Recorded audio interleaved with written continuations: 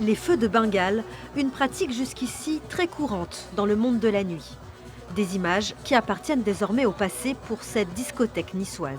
Nous avons décidé de stopper les feux Bengale, même si aujourd'hui nous les utilisons avec du personnel formé.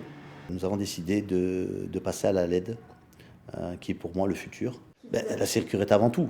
Ici, le plafond, le mobilier et les décorations sont déjà ignifugés, mais utilisés. Un dispositif sans étincelle représente aujourd'hui un passage obligé, selon le copropriétaire de ce club, d'une capacité de 1000 personnes.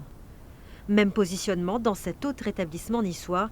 Ici, les dernières bougies étincelles ont été utilisées à la Saint-Sylvestre et la direction n'en commandera pas d'autres. Le vice-président confédéral de l'UMI, l'Union des métiers et des industries de l'hôtellerie, va même plus loin. Il réclame l'interdiction totale des feux de Bengale dans les boîtes de nuit et dans les bars.